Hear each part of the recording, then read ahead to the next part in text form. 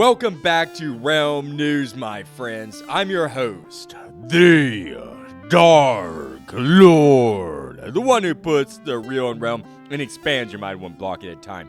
And today, we've got a special treat for you. We're catching up with none other than Minecraft content creator Randy Bishop, returning for an exciting part 1 of episode number 140. It's been a year since Randy last joined us, and in that time, he's been busy crafting incredible new projects, pushing creative boundaries both in Minecraft and with his band, the Bell Beat. In this episode, we'll dive into Randy's favorite builds, including Pigman, his Pac-Man-inspired minigame powered by impressive redstone engineering. We'll explore the evolution of his content, the challenges of sustained growth in the digital landscape, and his passion that bridges both the Minecraft world and the music stage. Randy's journey is filled with insights on community, creativity, and the balance between artistry and analytics. So, sit back, relax, and get ready for an inspiring conversation as we welcome back the multi-talented Randy Bishop to Realm News.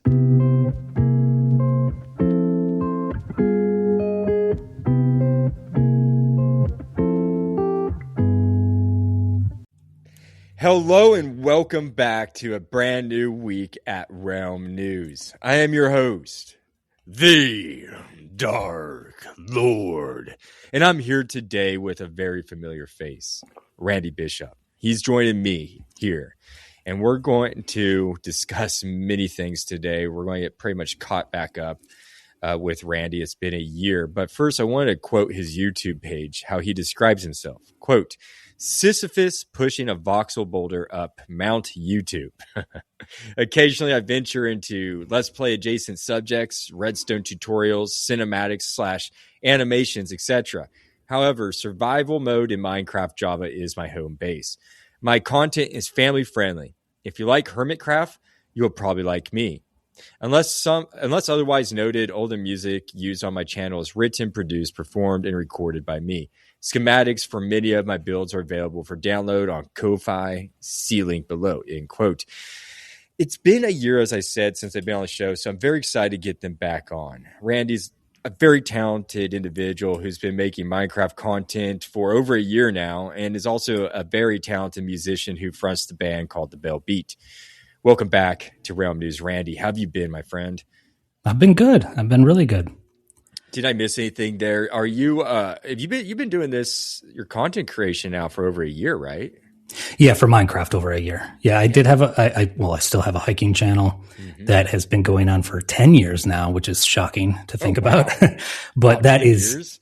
Yeah, that's very infrequent. I probably only have maybe a dozen videos on that channel. I was doing pretty good until the pandemic hit, and then it became a little bit more difficult. And then those gaps, it's hard. It's hard to get outside, and then it's really hard to be motivated to record while you're outside. So that's kind of been a little bit on the back burner. But Minecraft, yeah, steady since February of 2025. That's when I started the channel, and I've been really, really steady since then. You have been really steady. I see you post consistently on Bluesky. I don't get on YouTube personally much myself, but I see that you post often there. Mm-hmm. How has your first year been when it comes to Minecraft content creating? It's been kind of a mixed bag. It's been good as far as like meeting people and becoming, internet friends, a lot of other creators and a lot of other Minecrafters. I knew this from the get that, Minecraft is probably the most saturated content type in YouTube, probably on Twitch and a lot of other channels as well.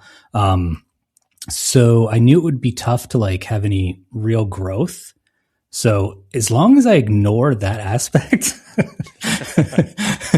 as far as growth, then it's been really good. But when I do start getting like the whole like, comparison is the thief of joy kind of thing, then I start getting a little down on myself about, I think right now I'm floating around like 280 some subs. Nice. And, I look at other people who are like doing this for maybe about the same time, or maybe just even a little bit shorter. And they suddenly had that viral hit and they're, floating around 3, 4, sometimes even more, 1,000 subs and stuff. It's like, but you just can't focus on it. You just can't focus on it. No, you can't. No. But I get you. I truly do. I've seen it myself. And yeah, you just got to love what you're doing, really, to just keep pushing this. But I think it's impressive that you've been so consistent. Do you have a release schedule that you abide by? No, it's a bit chaotic. I try to shoot for an episode, like a long form video every 3 weeks. My last one though is more than a month old. So I stuck in a couple redstone tutorials. That was mainly due to a family vacation and a few other things. I actually got picked for jury duty. So that, that took me off my game. Yeah. I got picked for a jury, and that was only 4 days, all in, but it's exhausting. Like I can work a regular 8-hour day at my regular job and fire up Minecraft afterward and play for a couple hours easy. But after serving on a jury, it was like, no, I don't want to touch a computer. I just want to go to sleep. I hope I never experience that, but I'm sure I will.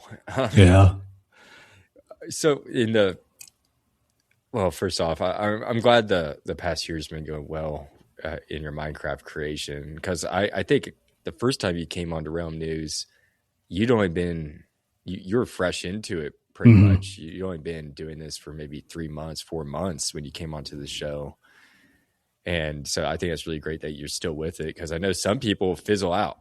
Yeah, for sure. I've already witnessed that. A few creators that I've kind of started alongside with on like Astrea, the SMP that I play on, and other places. It's like, wow, you guys are already kind of done with this. And I understand why. I totally understand. There's a lot of work. But again, I think, and I'm not trying to like blame anyone. Everybody has their own, tolerance for this kind of stuff. But I think it's when you start again focusing on those views and focusing on subs and stuff like that, it ruins things. It totally ruins things. It gets in your head. It does. It really does. Yeah. And it spoils it in its own way. Yeah. I remember for my podcast, at the beginning of my podcast, I was really into the analytics and the metrics of everything, the data. I was like, oh, I need to get this many people to become successful, and I need to do this.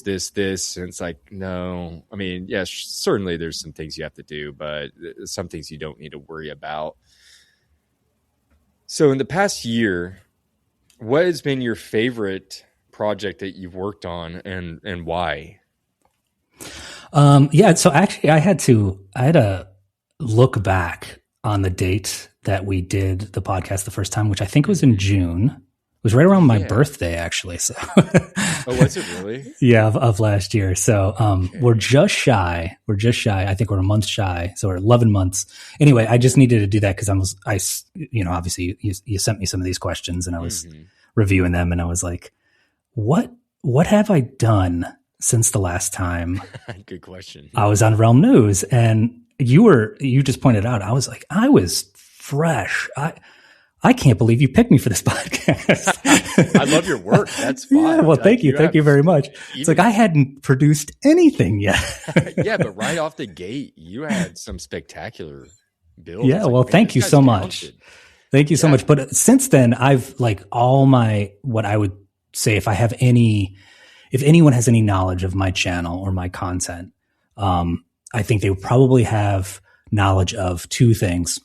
One is a very large bridge that I made, which I think it's 650 blocks, so 650 meters. Gosh. Yeah. All like this huge copper, what's called a through arch bridge. And it was modeled after the Tyne Bridge in Newcastle, England. So that people might know me, but that's not my favorite project. My favorite project that I've worked on in this past year was a Pac-Man in Minecraft mini game that I created called Pigman. And that took, and I'm not trying to like attribute the time to the value of it.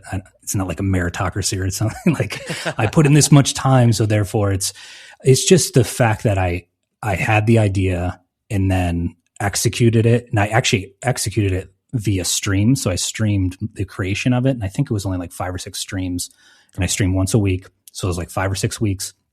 And I was working obviously off camera as well.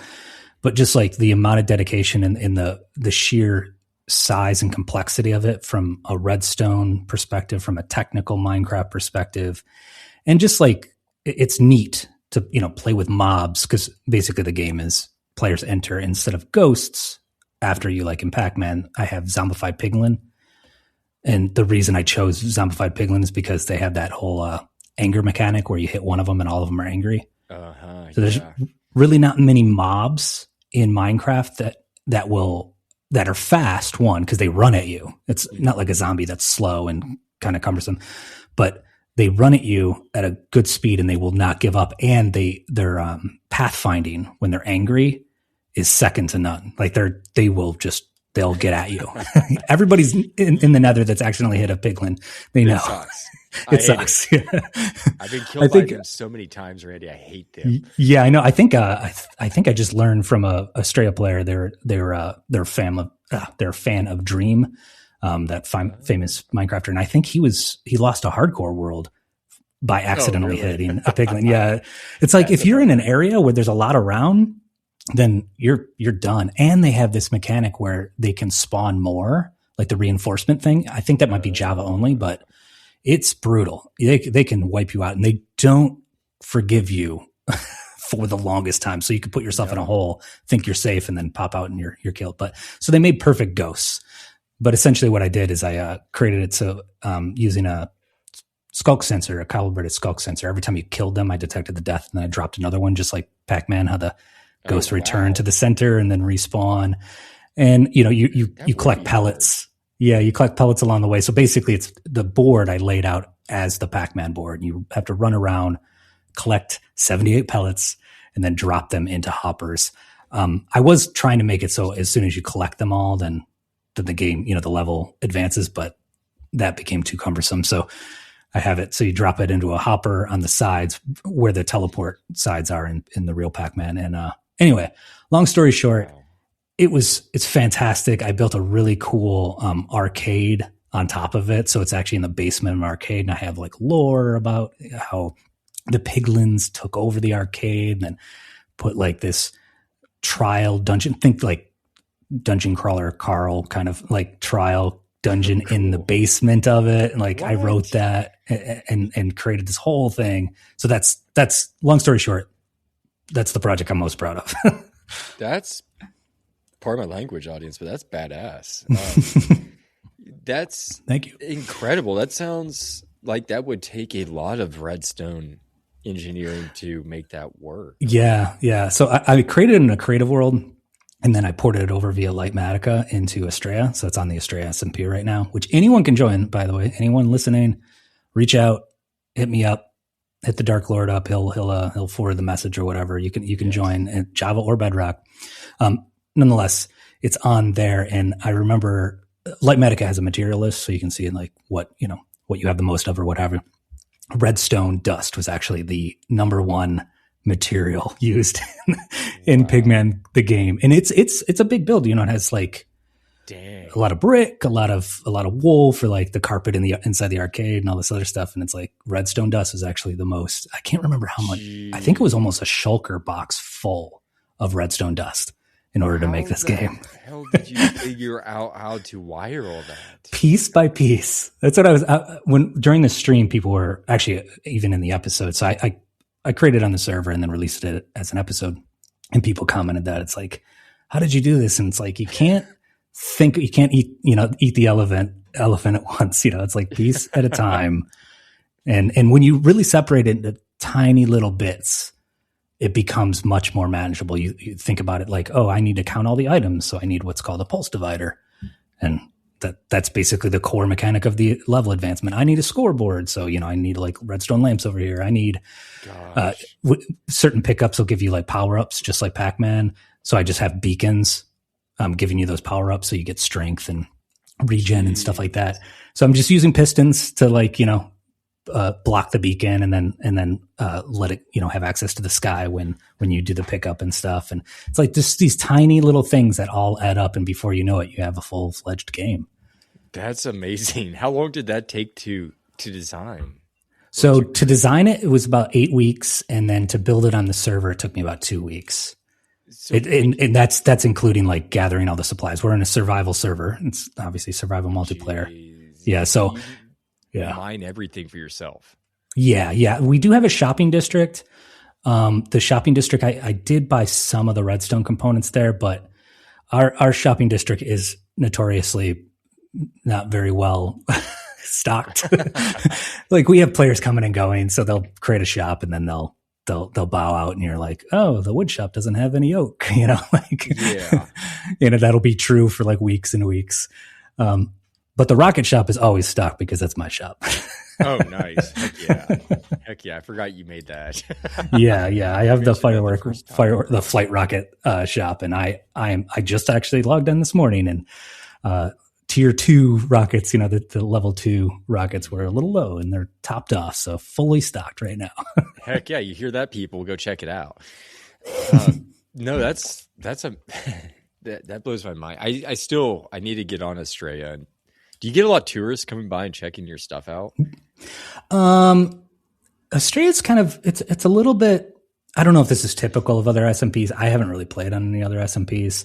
My only experience with SMPs is like watching, Hermitcraft and Empires, and all those big famous people. So I don't really know like what the everyday SMP is like, but I think for the most part, our SMP is a lot of like solo players doing their own thing. And then once in a while we'll chat, just through the game chat, or somebody will build a shop or something like that. Like the only real community is just the shopping district. Gotcha. Like Pigman, rather, the game that I made. I only probably got like 10 players, and we have over, I think, actual users that can log into the server, whitelisted users. There's over 200, I think. Oh wow! So it's hard because people have their 2-week phase and everything, and we go through that a lot, where it's just like people come in and they probably don't even like venture outside of like the spawn area, which is where the shopping district is, to even look. So, and I only have like, 280 some subs. So it's not like I'm a famous YouTuber or anything. So I don't think they're even aware. And then when you log in, it's basically through Discord. That's how we manage the server. And we have a self promo channel. And I think that's probably just too much for people to catch up on. So the only awareness they would really have of me is when I post in self promo, which self promo, as anyone in marketing would know, it's probably the least effective means of marketing. Okay, yeah. Like no one can really talk about themselves and sell somebody. You don't get through the social proof, so to speak, by just talking about yourself. So the answer is basically no. There's a few people, and those are basically my friends on the server. Like I have probably about a dozen people that I would consider friends, and I've become friends with them because of the server. They weren't friends before or anything. They've toured my base, and they might come to my base here and there just to check out a build, or to maybe borrow some. I have like tons of extra supplies, and it's like an exchange system sometimes where we're just like, hey, yeah, you can borrow from me if I can borrow from you and stuff like that. But for the most part, no, I don't get really any like purposeful tourists. At least not a lot. There's been a few, but not a lot. Not a lot. I see. Well, maybe more people will start coming on. Hopefully they listen to this episode and sign up for this. Yeah, that would make Asumi, our server owner, very, very happy. I'm sure. He's always trying to get people to join the server. So. Oh, I bet. Yeah, go check out Australia, people. I think you'll like it. Go look at Randy Bishop's designs. They look amazing. I'm looking at your YouTube channel right now. What's this Bates Motel? That was a Halloween build. So occasionally in Australia, we've done like themed towns where the community will come together and all focus on a town. So we've done a Christmas one and a Halloween one. Yeah. We were trying to do a fishing village, but I don't think it ever really took off. But yeah, that was a Halloween build. Yeah. I won third for that. And you created this Bates Motel. Yeah, so off the Alfred Hitchcock movie Psycho, I just basically created the hotel. Everybody was like, you should have did the Victorian mansion that sits behind the hotel. Like that was a more interesting thing. But the plot that we had really wasn't that large, so the hotel is all I could do. I think the motel looks cool. It's actually like, so I did a whole episode on that build, but the beginning of it, I did a little cinematic that is basically inspired by Psycho. So it's black and white.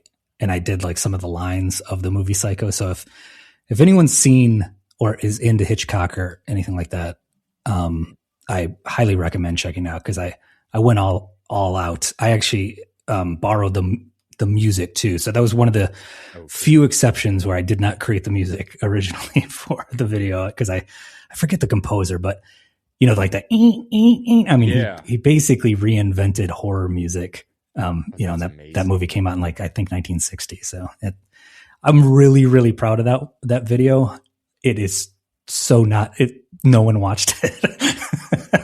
And that's the way it goes. That's the way it goes. It looks like you got 171 views. Yeah, that's one of the lowest viewed videos. Not the lowest, but one of the lowest viewed videos that I have. Yeah. I feel you, Randy. I have a couple of episodes where I did a lot of research. I'm like, and after listening to it, I was like, man, I nailed it. And then that was like my least popular. It's like, what the? It's like, oh, I liked it. Yeah. I mean, compare that to a recent redstone tutorial that I did for a game show buzzer. Like, I made a circuit. Yeah, you could I do saw like that. a game show. Yeah, that has, I think, 2,000 views right now. 1.7K. That took me like views in a week. A couple days to put together. Like, that's crazy. What is it? I was going to ask you about that actually. Like, it's like a lockout device. Like, think Jeopardy. When contestants will like buzz in. Like, so you have a host, and it was someone on Australia asked me for it, because I think she's going to put together a game show, like an actual game show on Australia.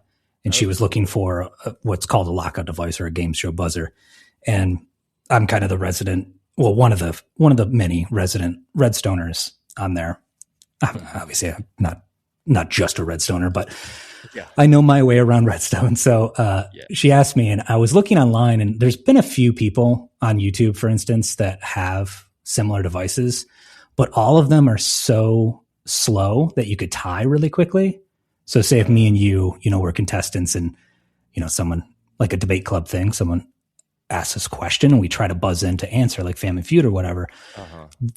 9 times out of 10, we would get a tie if I used any of the circuits that were available online. And I'm not trying to dog anybody that's available online, but I challenge myself to try to make it as fast as possible. So in Minecraft, the fastest you can possibly make a device like that is a single game tick, which is 1/10 of a second, which in game show lockout device, that's not that fast. You'd have to get it like down to hundredths of a second, but I did make it that fast. I made it 1/10 of a second. So it processes in a single game tick, and the whole thing will lock out other people's devices within one redstone tick, which is 2 game ticks.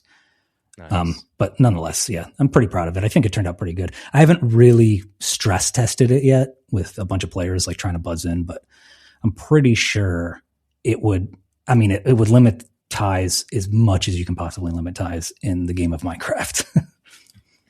Yeah, but you're right. It's 2,000 views now.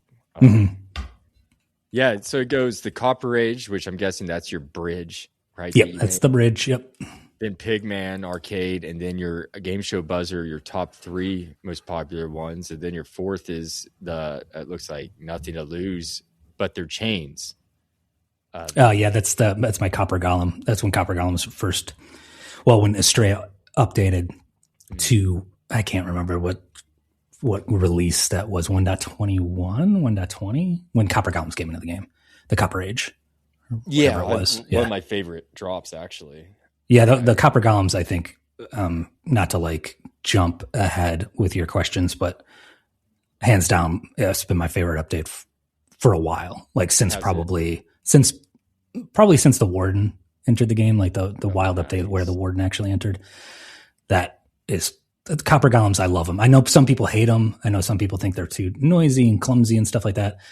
But if you work within their parameters, I think they're fantastic. Absolutely fantastic little guys.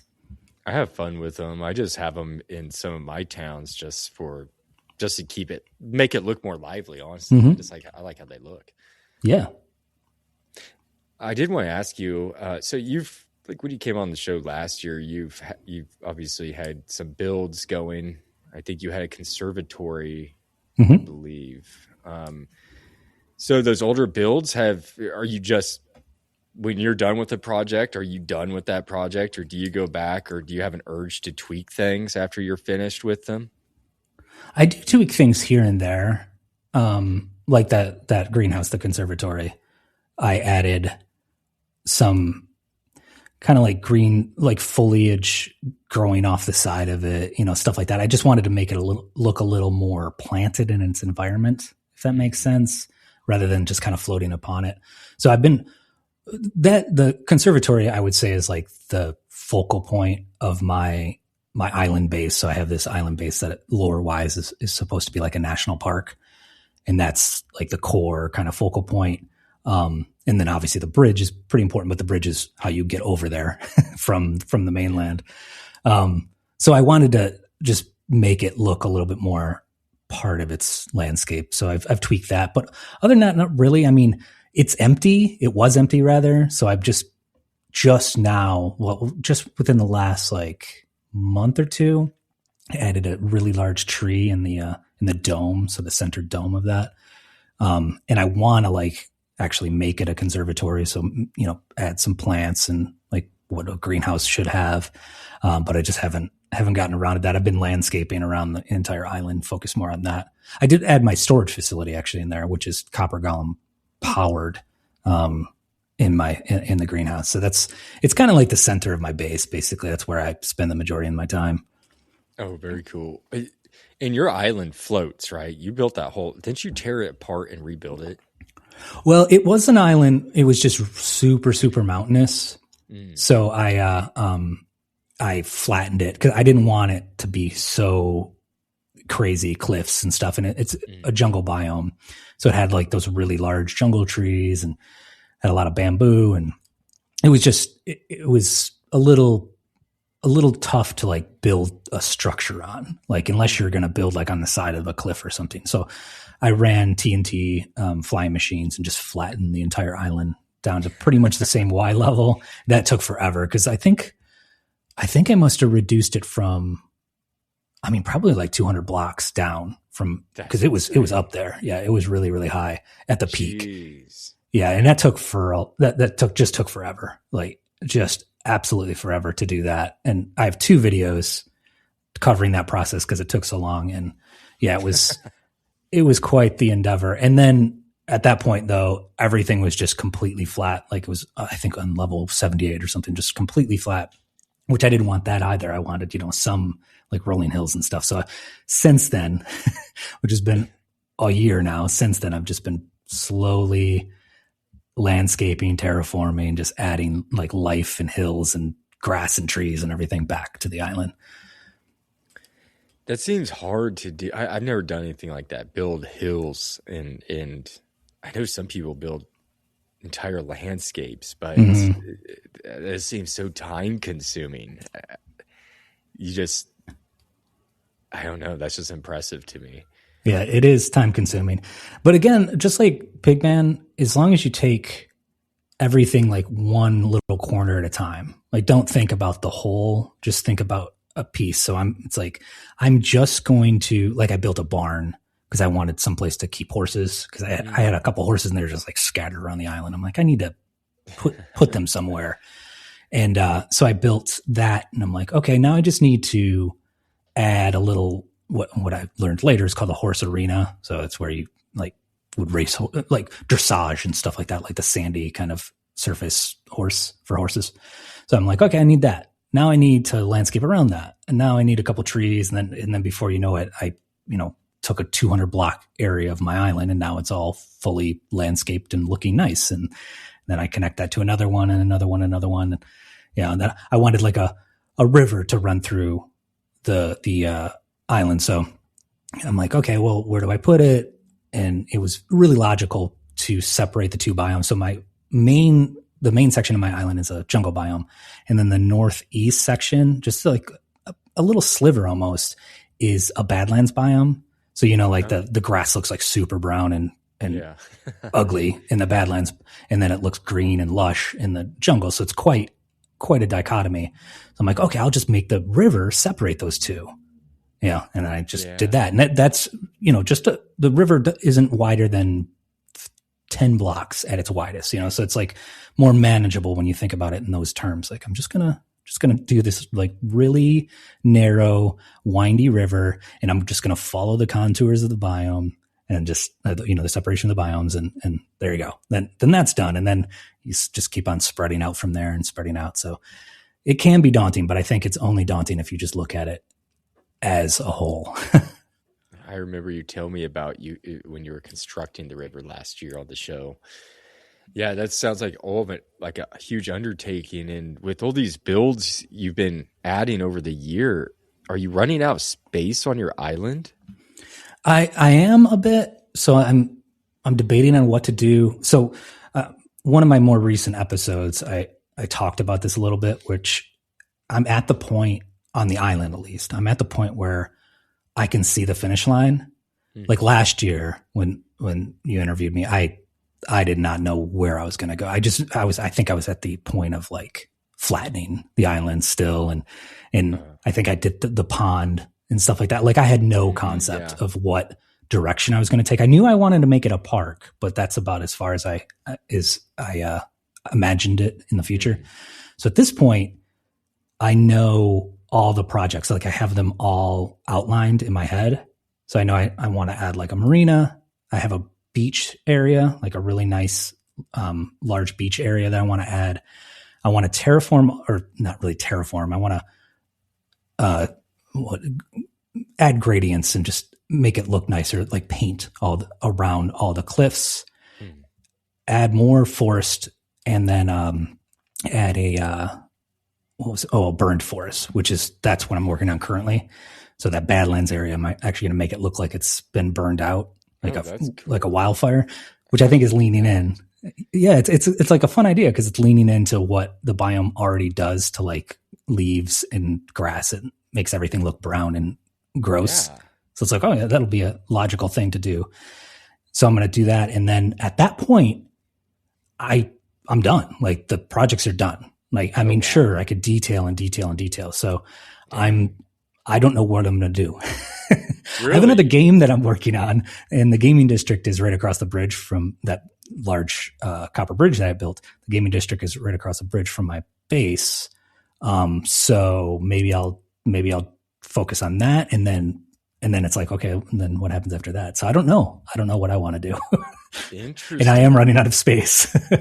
Yeah, I was curious about that. So where your gaming district is that on the mainland or is that another island? It's another island just to the west of my base. So I do have one benefit. I'm quite a bit northeast of Spawn, and most people have built around Spawn on the SMB. Mm-hmm. So I do have quite a few options if I do want to like expand and do something different, or just do a secondary base or something like that.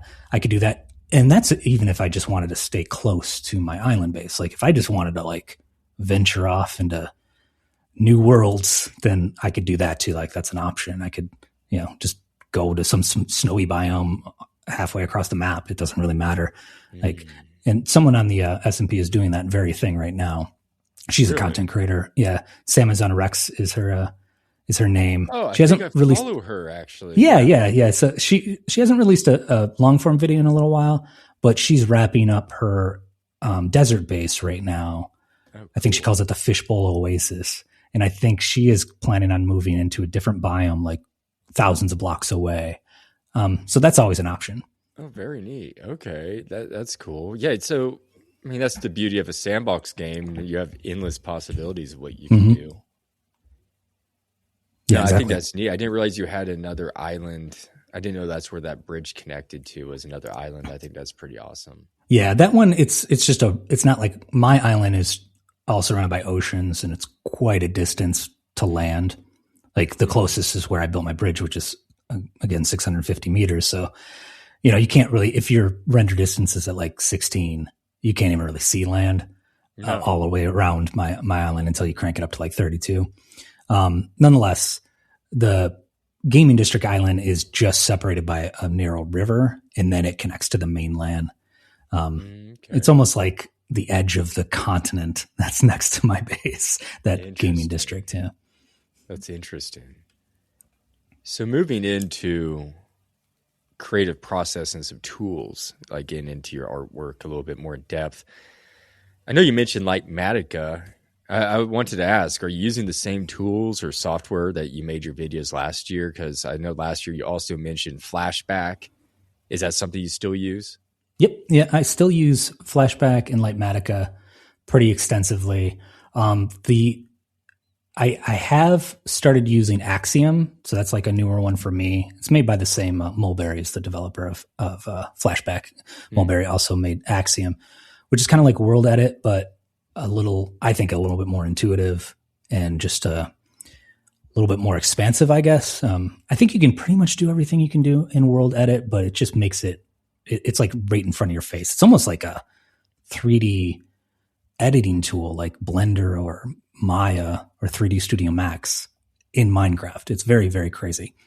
I don't actually use that aspect of it that often, though. I use more of just the copy paste, just the little creature feature things that I always used in World Edit as well. Like say if you're building a very large building and you built half of it, you can just copy and paste and flip it and then attach it to the other half, that kind of thing. I use it for those type, just speed up the workflow as opposed to having to like duplicate everything. Yeah. I bet that helps a lot. I bet that it does a lot of headaches too. Yeah. Yeah. Like I have my nether portal is this massive snapping turtle on the nether roof. That's one of my more popular videos too. And that Axiom helped out a lot because what I did is I placed what's called a symmetry node. So you can place like something and then everything that you do gets mirrored on the other side. So I basically only built half of that snapping turtle. And then I went in and kind of made each half look a little different, just to kind of make it look a little more organic or what have you. But it really helps out as far as a symmetrical build. And actually I used that on my bridge as well. Cause it's like every bridge is a symmetrical thing. Like you're going to just repeat the second half to the other half. So. Yeah. Unless I guess you're getting into really artsy, kind of postmodern look, but the bridge that I had built, which is a through arch bridge, which exists in real life, it's like, it's just a symmetrical thing. And I'm only going to build half of it. And then the other half is just being built while I build this half, so it's huge time saver. And that's Axiom that does that? Yeah. Axiom allows a tool set in creative mode. You can there's so many cool things too. Like one thing that I started using just rather recently actually is it's got a gradient tool where you can place a block in the inventory. You can place a block on the left side and a block on the right side, and it'll pull all the blocks from the game and show you what a natural gradient would look like. So imagine pulling like a quartz block, a white, quartz block, and then a black wool block. And then it'll show you like, stone to maybe coal ore, and how it could gradiate. That tool isn't as good as it could be in my opinion, because there's gradients that it just doesn't suggest, I guess. I don't know if it's pulling like a certain hue value or whatever. But it can give you some ideas like, oh yeah, that's a good option. But occasionally it'll also recommend things like a block of netherite. It's like, well, yeah, I'm in survival. I'm not getting a block of netherite. That's very true. Because especially en masse, like if you're building like a huge structure or something, it's like, oh, I just need 20 stacks of blocks of netherite. It's like, no, that's not happening. But I could see how that would be a significantly useful tool in your field, like what you do, because you really do a really great job with like minute details. I remember last year when you came on the show, like you're saying like you'll go into places like in real life and look at like tiling and stuff like that, or just like the little things that you don't think of, like molding or or doorknobs, things like that. that you wouldn't think of, and try to capture the essence of that building, I think, and replicate that style. So I could see like using a gradient. I could see how that would be helpful with like matching or trying to pick a certain block for whatever build you have to give it a unique style or look, or just make it match a little better. I think that's cool. Exactly. And that burn forest that I'm working on right now, I want to keep the cliffs basically stone, and obviously I need to gradiate that into what would be probably black stone and stuff, like a burned kind of texture, like coal blocks and stuff like that. And yeah, it is a tremendous help just to give you a couple ideas. Like, oh yeah, I forgot about like coal ore, for instance. I usually ignored ores, building with ores. I noticed other creators would, like really builders that are really into building would use like iron ore or diamond ore even, to like transition some sort of blue to a or ice to like stone or whatever. It just never dawned on me to use it like that. And coal ore is so plentiful. Like you just go down into any cave and, right at the surface level caves, and you can get like stacks and stacks of this stuff without, as long as you have silk touch, without too much work. So I have plenty on hand that I've just been lazy about breaking down into coal. So it's like, that's a great option. I would never have thought about that, because I would always use just like tuff or, some other gray block that would be in between. And Minecraft has enough gray blocks, but it's like, coal ore to transition to black. Why didn't I think of that? Of course. No, that's smart. And I wouldn't have thought about that. Obviously, I'm not like a builder like you. I'm really impressed with how people utilize some of these blocks for buildings. It's like, wow, I wouldn't have thought about using that one to make that color, but it fits, type thing. So that's really intriguing. Like, I have a question. Like, how are you going to capture a burned down tree essence? Like, is that going to be cool blocks or like how Blackstone is pretty good. Just like regular Blackstone, it has a pretty good charred wood look. Mix that with some like deep slate in cobble deep slate and regular deep slate and stuff like that.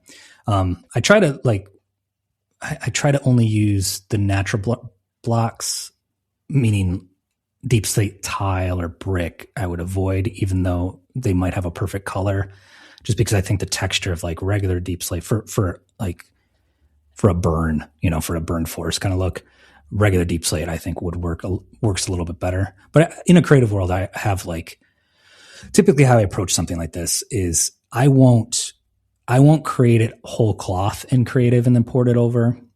I do that for structures like my greenhouse or something like that. Mm-hmm. But for landscaping, I typically just build the assets. So like I'll build just a crazy variety of trees. Like I have aspens and birches and oaks and maples. Like I super into trees. So I just created a library of trees. And then I take that library, bring it over into Lightmatic, and then so you can place the schematic, anywhere. And then I'll place like 5 or 6 trees and then, okay, that looks good. And then build it. So I'm doing the same thing with the burned forest, where I'm starting to build a library of burned trees. And some are simple. Some it's like you just put a block on the ground and you're like, okay, that's a burned tree stump, like a Blackstone block. You're done. But others, it's like, okay, I want this tree to look kind of like half burned. So let me take one of my existing trees, my green lush trees, bring it over, completely retexture it using like Blackstone and deep slate and stuff like that, and then tear off half of its leaves or 3/4 of its leaves, and then maybe replace the existing or what leaves are left with like maybe pale oak leaves, because they have that gray kind of ashy look. So it's like playing around with ideas like that. To be honest, I'm still struggling with the burned forest assets. I have quite a few of them, but together I'm like, I start second guessing myself. I look at these trees and I'm like, they just kind of look like antennas, like radio station antennas. Like, it's hard to make it look like a tree if it's like straight up and down, so you gotta add enough branches, but not too many branches, because obviously the fire would devastate all the branches, so it's like, it's a struggle. It's a struggle for sure. That would be. So with most of your projects, do you create these, what is it, files before? I don't know a better word, but files for, like, do you get everything organized and like your trees, like you have them all done and then like you put them? Yeah, somewhat. So there? Like for that, I'll have probably like the burn forest, for instance. I'm assuming this is how it'll go about. So I'll probably have about a dozen to 20 options for trees. And I'll use those trees will be the more like refined, well thought out, options. And then I'll place those down and then I'll freehand trees in between. So it'll be like at first it might be scattered, like every tree is 40 blocks away from one another, in like a burn forest, which doesn't look realistic. So then I'll go in and I'll use inspiration from the trees that I created in Creative to start connecting all the empty areas and filling those up. And that's what I did with my forest. So I have, I think, about 40 tree types. And they vary in size. So I have small, medium, large, extra large. And I have those assets that I place down, and then I place them far enough apart where I can connect them with freehand stuff. And the reason I like to do that is because you don't know exactly how different, like the canopy of a tree is going to interfere with another canopy. So it's very hard to predict just with the raw assets to mash them all together and make it look nice. So I find often, especially if you are trying to go for a realism approach, I find it's in a real forest. If you have a very large dominant tree, you'll probably only have like smaller trees around it because the sunlight, the canopy is going to be drowning out those trees. So I don't want to have to create like a dozen tiny tree, it's like that's just a waste of time. I can do a tiny tree in my sleep, that's easy. Just it's, a few leaf blocks and a few fence posts and you're like, okay, I'm done. It's like, that's all that's necessary, so I'll do that in between, that kind of thing. So it's a mix of like working directly on the server and freehanding things and using some Lightmatica assets is what I call it, but it's just a schematic file. It's a Lightmatica file. And using Creative at times is more of like a sketch pad. Like the burn forest, for instance, I have a bunch of land ideas, but I'm not going to bring any of those over as a Lightmatica schematic because I think that'll be too specific. So I need to kind of work with the terrain that I have. And I don't want to like copy my terrain from survival into Creative. I don't like that method. I don't like doing, a lot of people do that. A lot of people will work in a duplicate world where it's just literally a creative world.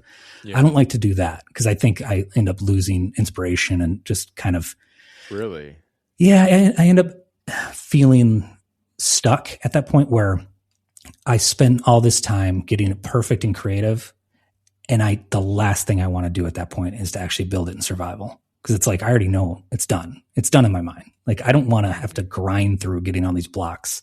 So to justify the grinding through getting blocks, I need to be able to have some blank canvas aspects of the survival build as well, where I can just kind of do it by hand and just play. That makes actually quite a bit of sense now that you put it that way. Yeah, I wouldn't want to do it twice myself. Yeah, exactly. And for structures, I accept it. It's like, okay, I'm gonna end up doing it twice. I might, like your earlier comment, like I might tweak things just to make it sit a little bit better in its landscape and what have you. But I'm going to have to do, like the bridge, for instance. I had to do that twice. However, the ends of the bridge where it actually meets up with the land, that I had to do completely by hand because I didn't know exactly how that was going to connect. And I purposely built the bridge just slightly shorter because I was just going back to that like research. I was obsessing over looking at all these bridges in real life, and they never, like for a suspension bridge, they never go all the way into the land with the suspension. It's usually just like a regular, kind of like a freeway overpass bridge for a mile or two. And then the suspension starts. And it's like, okay, that's what I want to do. I want to make it so the bridge, the actual huge arch, is only maybe 3/4 of the actual, length of the bridge, and the other quarter on either end. So the 12.5% on this side and the 12.5% on the other side, that I'm just going to have to wing. I'm going to have to figure it out. How'd that go? Was it problematic for you? No, I ended up doing it a lot faster than I thought I was going to do it. So the surface, that was pretty quick. I just built up the land, how the land looked. So if it was grass and stone, I just built up grass and stone and just kind of melded it into the roadway of the bridge. And the tough part though was the underwater bits, because I actually did this right before they announced the Nautilus.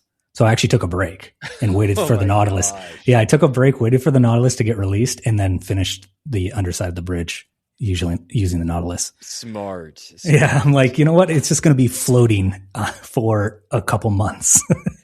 Wow, that's you really fine. Do make your builds super realistic then, huh? Yeah, I wanted to connect it because it looks so odd. It's just floating. The pillars would just basically stop. Stop at the water surface level? Water. Yeah, I probably built it 2 or 3 blocks below the water surface, but that was it. Yeah, but I wanted. I wanted to kind of build it. Yeah. But so it just was driving you crazy because you knew it wasn't complete. Yes. Yeah.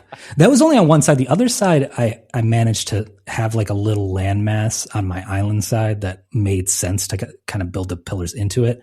It's still not perfect though. I still need to make another pass. Unfortunately, that side is right next to a really deep, dark river that drown spawn in like crazy. So I have to I got to probably go through and light it up or something before I even attempt to really build it out, because I'll end up getting killed and the Nautilus will get killed. It'll be a whole debacle if I try it right now.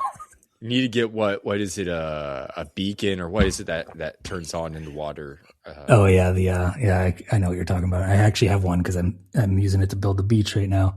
Oh, nice. Yeah. Conduit, underwater conduit or whatever. Yeah. Okay. Yeah, the underwater conduit. Thank you. Yeah. Yes. I think that would help maybe a little bit. But yeah, that's a good idea. I should do that. The drowned are pesky though. They are, especially when they have tridents. I hate the trident wielding drown. They can go to hell. They hit on Astrea on our SMP. It's in hard mode. Oh, so gosh. If you don't have your chest plate on, because I basically just have a light on all the time. 3 or 4 hits by a trident, man, you're done. That's it. Gosh, I'm surprised. Oh man, yeah, they're very lethal. Yes, those guys suck. I hate them. They do I hate suck. Drowned. I think they're the worst things put into the oceans. Get rid of them. No, I'm glad we have something that makes them threatening. That's a whole different subject that we can dive in a little bit later about the vanilla. I still want to talk about more of your creative process. We're coming up to the hour mark, but I think I can ask you another question. Okay. Before we wrap up this episode, or this part 1, I should say, audience. I wanted to ask, because I remember the first time you came on the show, you kind of had this redstone first and then build around it approach. Do you still go that way? When you're building your redstone contraptions, do you get those working first and then you build around it? Yeah, for sure. Especially for complex stuff like Pigman, for instance. I had the whole game board with all the redstone underneath it done before I even thought about what structure. I knew that I wanted to do a structure on top of the game board and have the game board be the basement. I had that idea really early on. But I built pretty much the entire redstone. There's screenshots. I streamed all of that. There's screenshots if you look under the live tab in my YouTube channel of just this floating noodle, spaghetti of redstone. I think I'm building Pac-Man in Minecraft episode 3 or 4 or something like that, and it's just floating in the sky. And that's what I build. I didn't even think about how this thing would actually look like in a survival world until the last week or so. And then, I built the structure on top and everything and made it look all nice. But yeah, it was straight up a mess of noodles for the longest time. Yeah, that looks insane. I'm looking at it right now. You're Pac-Man, making Pac-Man in Minecraft episode 5. Mm-hmm. Yeah, that looks wild. That's not even all of it too, because that was before I did a note block song underneath it, which when you start the game, cool. it plays the Pac-Man theme. What? And then it goes into a loop of an original song that my band has. What? Yeah. Hold up, man. Like, how hard was that to make with note blocks? So I actually already had that in my Forever World. I had the loop of a song that my band made. I didn't know this. So I put awesome. I just took that loop and then put it and connected it to like an intro section of Pac-Man. And then being a musician, I found the sheet music of Pac-Man. I'm like, okay, I can create this with note blocks easy. And then, it goes through the intro and then it loops through my song, but I thought it was a little too Sandwalk Wood, which is the title track to my most recent album. Yeah. So it loops through Sandwalk Wood, just the doon, doon, doon, doon, doon, doon. But I thought it was getting a little too repetitive, a little too monotonous. So I split the circuit into a melody and rhythm.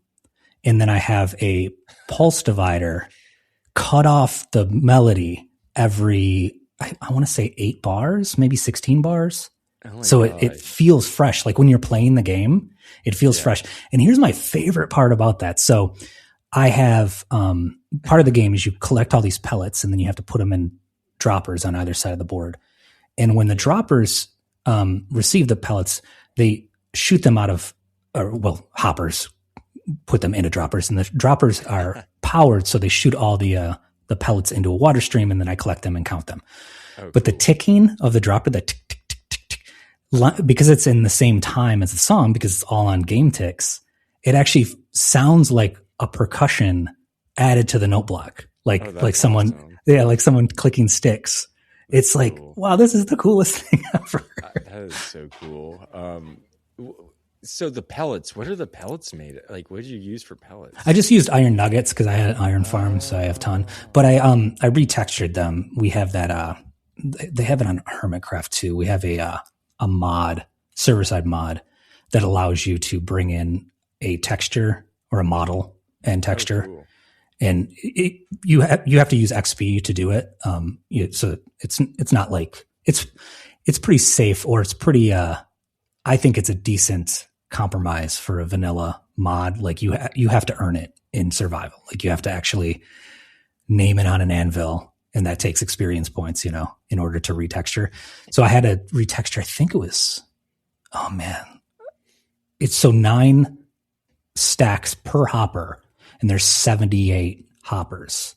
So do the math. For those listening at home, do the math. I had to do that.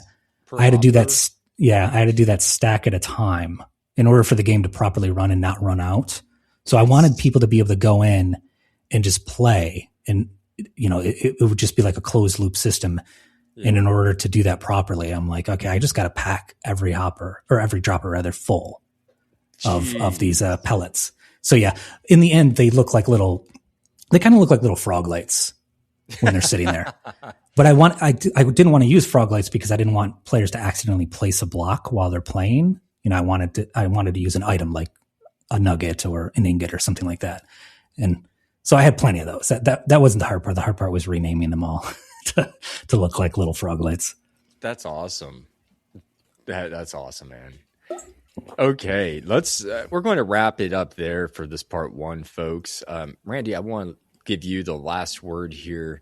Well, not the last word. I'm going to say something next, but I want to let you know. I want you to tell the audience where they can find you real quick. Oh, everything is Randy Bishop Games, except for my Blue Sky, which is rndyb.bsky.social. I actually just align that with my domain. Nothing. I don't actually have a website on the domain though, but yeah, anything Twitch, Randy Bishop Games, YouTube, Randy Bishop Games. That's where you can. Yep. Yeah. All that'll be in the show description too. So everybody can click on, and you have a Ko-Fi as well. So yep, I do. That's just Randy Bishop, actually. So I know, sorry, confusing enough. If you search Randy Bishop on any social media, well, actually just Blue Sky, YouTube, Twitch, and Ko-fi, that those are the only ones I'm on. I don't do Twitter. Sorry. Yeah, you're smart not to be on Twitter. I'm only there because of Minecraft. But yeah, folks, go check. I'll have all the links there, so it's going to be easy to access. He has some amazing content you won't want to miss. And if you like music, go check out The Bell Beat at thebellbeat.com. And Randy, thanks again for coming on. I can't wait to get you back on for part 2, which in the podcast world will just be a couple minutes for us. But for the audience, you're going to have to tune in next Thursday. Sorry. But I wish you all a great rest of your day and happy crafting. Thanks again, Randy, for coming on. Thank you. The Dark Lord signing out.